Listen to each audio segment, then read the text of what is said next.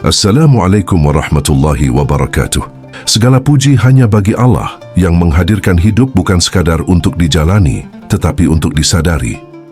Pada ruang yang hening ini, pembahasan bukan tentang pencapaian lahir, bukan pula tentang keberhasilan yang dipamerkan, melainkan tentang sebuah keadaan batin di mana saat jiwa mulai selaras dengan semesta dan semesta terasa bersahabat, bukan mengancam. Rumi dalam Masnawi pernah menyiratkan bahwa manusia sering merasa terpisah, padahal keterpisahan itu hanyalah ilusi pikiran. Jiwa yang gelisah merasa sendirian di dunia yang luas, sementara jiwa yang jernih menyadari bahwa setiap tarikan napas sudah termasuk dalam irama besar ciptaan Allah. Bukan manusia yang berdiri di luar semesta, tetapi semesta yang berdenyut di dalam diri manusia itu sendiri. Banyak yang mengira keselarasan dengan semesta adalah peristiwa langit, sesuatu yang jauh, tinggi, dan sulit dijangkau. Padahal Rumi justru menunjukkan arah sebaliknya, yaitu turun ke dalam, bukan naik keluar. Dalam Masnawi disampaikan bahwa ketika kegaduhan batin mereda, kebenaran tidak perlu dicari, karena ia menampakkan diri dengan sendirinya. Keselarasan bukan hasil perburuan, melainkan buah dari berhenti berlari. Seringkali hidup dijalani dalam keadaan melawan waktu yang terasa lambat, melawan keadaan yang tidak sesuai harapan, bahkan melawan diri sendiri. Namun Rumi mengingatkan, air sungai tidak melawan arah laut, dan justru karena kepasrahannya itulah ia sampai. Jiwa yang selaras dengan semesta bukan jiwa yang lemah, melainkan jiwa yang memahami hukum-hukum Allah yang bekerja dengan tenang, pasti, dan penuh hikmah. Dalam hal ini Rumi menggambarkan seruling bambu yang merintih karena terpisah dari rumpunnya. Ratapan itu bukan sekadar kesedihan, melainkan kerinduan untuk kembali menyatu. Begitulah jiwa manusia. Kegelisahan bukan tanda kegagalan, tetapi panggilan halus agar kembali pada asal. Saat panggilan itu didengar dan bukan ditutupi oleh kebisingan dunia, keselarasan perlahan tumbuh tanpa dipaksa. Keselarasan dengan semesta juga bukan berarti hidup bebas dari masalah. Rumi tidak pernah menjanjikan jalan yang steril dari luka. Justru sebaliknya, luka sering menjadi pintu. Dalam syairnya ditegaskan bahwa api tidak membakar emas, ia justru memurnikannya. Jiwa yang selaras tidak meminta api padam, tetapi memahami fungsi api dalam rencana Allah.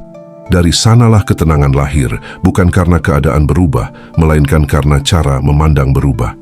Ketika jiwa mulai selaras, hidup tidak lagi dibaca sebagai ancaman, tetapi sebagai pesan. Peristiwa kecil maupun besar tidak datang secara acak. Rumi menulis bahwa kebetulan adalah bahasa Allah yang tidak semua telinga siap mendengarnya.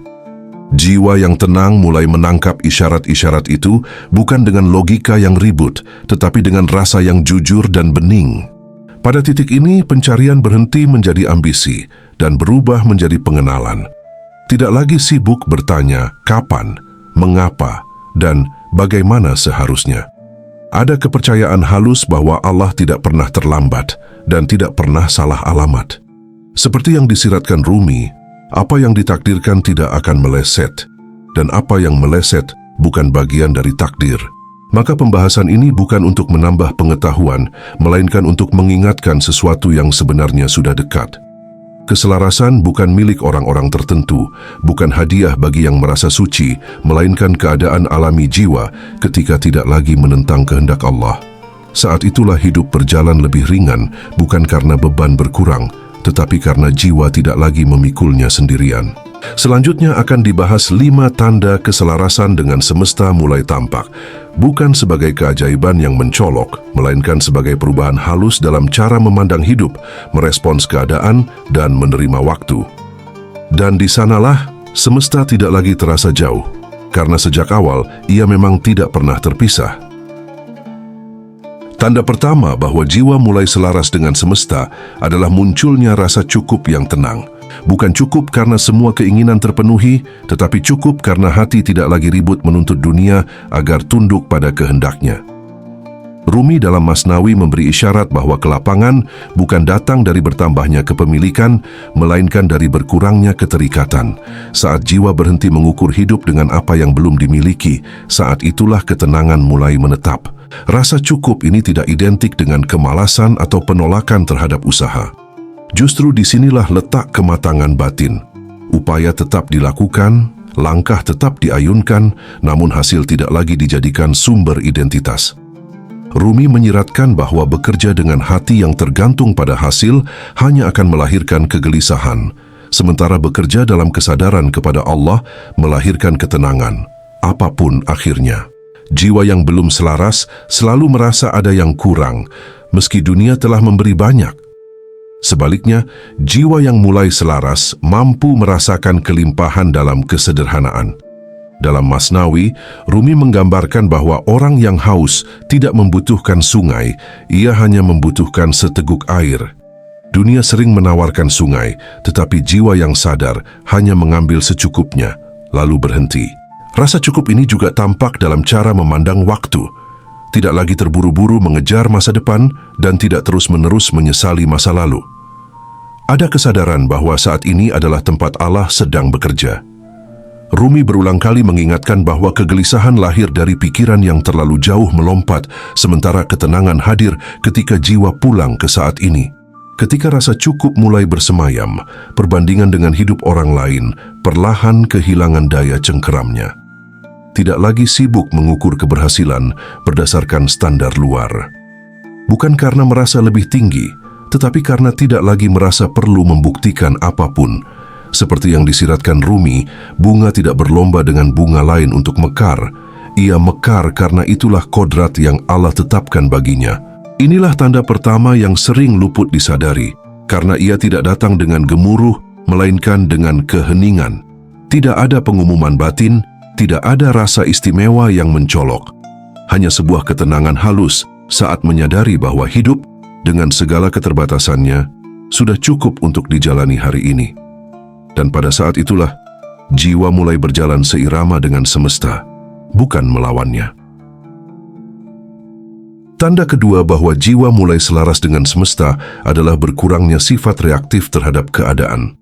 Peristiwa datang dan pergi, namun gelombang batin tidak lagi mudah terombang-ambing.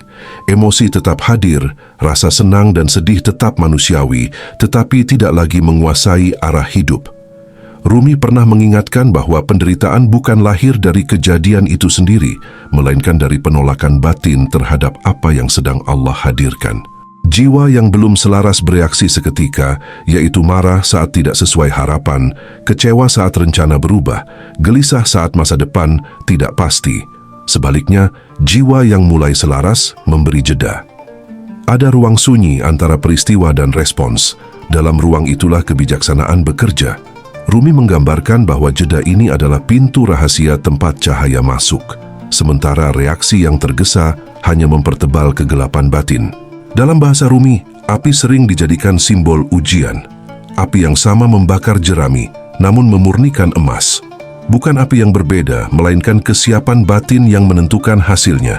Jiwa yang selaras tidak memohon agar api dipadamkan, tetapi memahami bahwa Allah tidak menurunkan sesuatu tanpa maksud.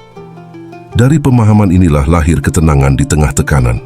Ketidakreaktifan ini bukan sikap dingin atau tidak peduli. Justru sebaliknya, ia lahir dari kedalaman rasa. Ada kesadaran bahwa setiap peristiwa membawa pesan, bukan ancaman. Rumi berkata, ketika pintu tampak tertutup, sesungguhnya Allah sedang mengarahkan langkah ke pintu lain yang belum terlihat. Jiwa yang tenang menunggu isyarat, bukan memukul pintu dengan kemarahan. Tanda ini juga tampak dalam cara menghadapi manusia lain. Kritik tidak langsung melukai, pujian tidak langsung membesarkan, pandangan orang tidak lagi menjadi kompas utama.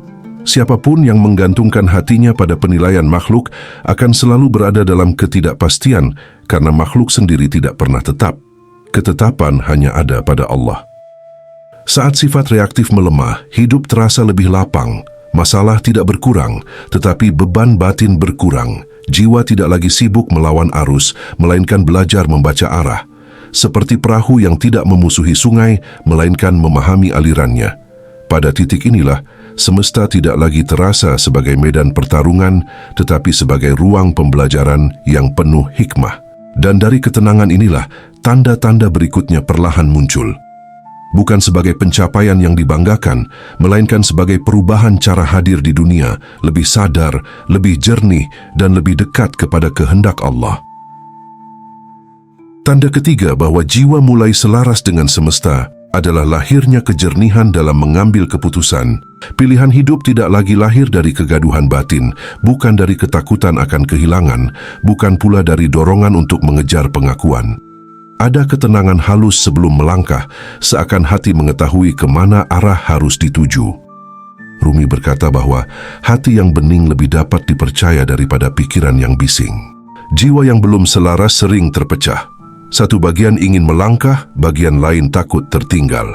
Akibatnya, keputusan diambil dalam keadaan tergesa atau penuh penyesalan. Rumi menggambarkan hati seperti cermin.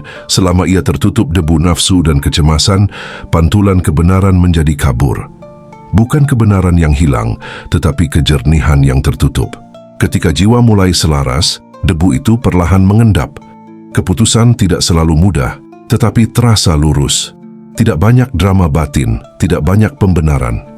Ada keyakinan sederhana bahwa apa yang dipilih selaras dengan keadaan batin saat itu. Rumi menyiratkan bahwa langkah yang benar sering terasa ringan di dada, meski berat di dunia luar. Kejernihan ini juga tampak dalam keberanian menunda atau bahkan melepaskan. Tidak semua peluang harus diambil, tidak semua pintu harus dibuka. Jiwa yang jernih tahu bahwa apa yang benar-benar ditakdirkan oleh Allah tidak akan melewatkan jalannya. Rumi juga menyinggung bahwa tergesa sering membuat manusia meraih bayangan dan meninggalkan hakikat. Keputusan yang lahir dari kejernihan tidak selalu membawa kenyamanan instan. Kadang ia membawa kesendirian, penolakan, atau jalan yang tampak sepi. Namun ada ketenangan yang menyertai. Bukan karena yakin akan hasil, tetapi karena yakin pada Allah yang mengatur hasil. Disinilah perbedaan antara keputusan yang lahir dari ego dan keputusan yang lahir dari kesadaran. Saat kejernihan menjadi dasar melangkah, hidup tidak lagi terasa seperti perjudian. Ada rasa percaya yang lembut bahwa langkah yang diambil berada dalam pengawasan Allah, bukan semata-mata hasil kecerdikan manusia. Seperti yang disiratkan Rumi, ketika hati selaras, semesta pun memberi isyarat dan keputusan tidak lagi terasa sendirian. Dari sinilah perjalanan batin memasuki lapisan yang lebih dalam. Bukan hanya tentang memilih arah, tetapi tentang bagaimana memandang diri sendiri di hadapan dunia. Tanda keempat bahwa jiwa mulai selaras dengan semesta adalah meredanya kebutuhan akan pengakuan dan validasi. Tidak lagi sibuk ingin dilihat, dipuji, atau diakui. Bukan karena merasa lebih tinggi, melainkan karena tidak lagi merasa kurang. Rumi berulang kali mengingatkan bahwa siapapun yang menggantungkan harga dirinya pada pandangan makhluk akan hidup dalam kegelisahan, sebab pandangan makhluk selalu berubah. Jiwa yang belum selaras cenderung mencari cermin di luar. Apresiasi menjadi penenang, kritik menjadi luka. Hidup pun bergerak mengikuti reaksi orang lain. Rumi menyindir hal ini dengan halus, bahwa mahkota yang dipinjam dari manusia akan jatuh saat manusia berpaling. Keteguhan hanya lahir ketika jiwa berdiri di hadapan Allah, bukan di hadapan penilaian dunia. Ketika jiwa mulai selaras, kesederhanaan justru terasa kaya. Tidak perlu banyak pembuktian, tidak perlu banyak penjelasan. Perbuatan dilakukan karena benar, bukan karena ingin terlihat. Dalam Masnawi, Rumi menulis bahwa cahaya tidak perlu mengumumkan dirinya terang, ia dikenali karena kehadirannya menerangi. Lepasnya, kebutuhan akan validasi juga tampak dalam cara memaknai kesendirian. Sunyi tidak lagi menakutkan, justru menjadi ruang perjumpaan, bukan untuk melarikan diri dari dunia, tetapi untuk kembali menata batin. Rumi menggambarkan kesendirian sebagai pintu rahasia, tempat jiwa mendengar bisikan yang tidak terdengar dalam keramaian. Pada tahap ini, pujian dan celaan ditempatkan di tempat yang sama, di mana keduanya tidak lagi menjadi pusat. Bukan berarti tidak terasa, tetapi tidak menentukan arah. Jiwa yang selaras memahami bahwa nilai diri tidak ditentukan oleh tepuk tangan dan juga tidak runtuh oleh penolakan. Yang menjadi poros hanyalah ridha Allah. Inilah kebebasan yang halus namun mendalam. bebas dari keharusan menjadi sesuatu di mata dunia, dan bebas untuk menjadi hamba yang jujur di hadapan Allah. Dari kebebasan inilah, ketenangan semakin mengakar dan hidup berjalan tanpa beban yang tidak perlu. Dan ketika pengakuan luar tidak lagi dikejar, satu tanda terakhir mulai menampakkan diri, cara memandang waktu berubah, dan proses tidak lagi dianggap musuh, melainkan guru yang penuh hikmah. Tanda kelima bahwa jiwa benar-benar mulai selaras dengan semesta adalah berubahnya cara memandang waktu dan proses.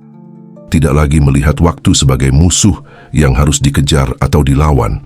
Tidak lagi merasa tertinggal atau tergesa.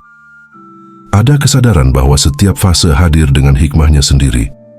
Rumi mengisyaratkan bahwa biji tidak menyalahkan tanah karena belum menjadi pohon, dan bunga tidak memprotes waktu sebelum mekar.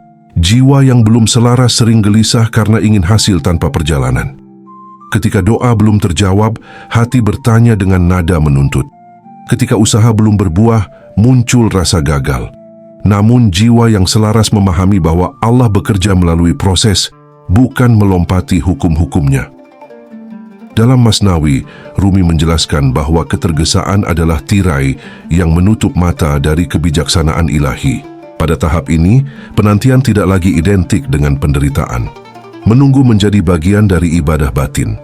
Ada keyakinan lembut bahwa apa yang datang terlalu cepat belum tentu membawa kebaikan, dan apa yang datang terlambat sering justru menyelamatkan. Rumi menulis dengan makna yang dalam bahwa keterlambatan seringkali adalah bentuk penjagaan Allah yang tidak disadari. Cara memandang takdir pun berubah. Tidak lagi dibaca sebagai hukuman atau keberuntungan semata, tetapi sebagai susunan pelajaran. Bahkan peristiwa yang pahit tidak sepenuhnya ditolak, karena ada kepercayaan bahwa Allah tidak sedang menjatuhkan, melainkan membentuk. Seperti tanah liat di tangan pembuatnya, jiwa yang selaras rela dibentuk agar memiliki makna. Ketika waktu diterima sebagai guru, hidup tidak lagi terasa sebagai perlombaan. Setiap langkah cukup dijalani dengan kesadaran. Masa lalu dibiarkan menjadi pelajaran, masa depan diserahkan dengan doa, dan saat ini dijaga dengan kehadiran penuh. Inilah yang oleh Rumi disiratkan sebagai hidup yang berada di pusat, bukan terombang-ambing di tepi. Pada titik ini, keselarasan bukan lagi konsep, melainkan keadaan. Tidak ada klaim, tidak ada pengumuman batin, hanya ketenangan yang menetap, bahkan di tengah perubahan. Jiwa berjalan bersama semesta, bukan di depannya, bukan pula tertinggal di belakangnya. Dan dalam irama itu, kehendak Allah terasa bekerja tanpa harus dijelaskan. Maka 5 tanda ini bukan untuk dihafal, melainkan untuk dirasakan. Bukan untuk diukur, melainkan untuk disadari. Ketika satu persatu mulai hadir, tidak perlu disimpulkan apapun. Cukup dijalani dengan syukur dan kerendahan hati. Sebab keselarasan sejati bukan tentang merasa sampai, melainkan tentang tidak lagi tersesat. 5 tanda keselarasan jiwa dengan semesta bukanlah tujuan yang harus dicapai, melainkan keadaan yang tumbuh ketika batin berhenti melawan kehidupan. Rasa cukup yang tenang, ketidakreaktifan terhadap keadaan, kejernihan dalam mengambil keputusan, lepasnya kebutuhan akan pengakuan, serta penerimaan terhadap waktu dan proses, semuanya bukan hasil paksaan spiritual, melainkan buah dari kedekatan kepada Allah. Dalam hal ini, Rumi tidak pernah mengajak manusia menjadi sesuatu yang luar biasa, tetapi mengajak untuk kembali menjadi apa adanya dalam kesadaran penuh akan asal dan tujuan. Keselarasan tidak membuat hidup tanpa ujian, tetapi membuat ujian kehilangan kekuasaannya atas jiwa. Dunia tetap bergerak, keadaan tetap berubah, manusia tetap datang dan pergi. Namun batin yang selaras tidak lagi hanyut di permukaan. Ia berakar. Dan akar itu tertanam dalam keyakinan bahwa Allah tidak pernah salah dalam menata kehidupan hambanya. Jika pembahasan ini membuat hati terbuka dan siap untuk selaras dengan semesta, silakan tulis di kolom komentar angka 77. Angka 77 bukan sekadar simbol. Dalam makna batin, ia melambangkan istiqamah dalam kesadaran. Angka 7 sering dimaknai sebagai kesempurnaan proses, langit yang 7, lapisan jiwa, dan perjalanan yang bertahap. Dan ia menjadi isyarat penguatan niat, yaitu kesiapan untuk berjalan seirama dengan kehendak Allah, lahir dan batin. Angka 77 adalah bentuk doa sunyi, pengakuan halus bahwa hati sedang belajar selaras meski belum sempurna. Biarkan angka itu menjadi pengingat, bukan jimat. Pengingat bahwa ketenangan tidak dicari di luar dan keberlimpahan tidak selalu berbentuk materi. Ia hadir saat jiwa tidak lagi terpisah dari makna hidup yang Allah tetapkan. Semoga setiap yang mendengar dan merenungkan pembahasan ini diberi kejernihan hati, kelapangan dada, dan kesabaran dalam menjalani proses. Semoga Allah menuntun langkah, menenangkan batin, dan menguatkan jiwa agar tetap berjalan di jalan yang lurus, tanpa tergesa dan tanpa melawan takdirnya. Wassalamualaikum warahmatullahi wabarakatuh.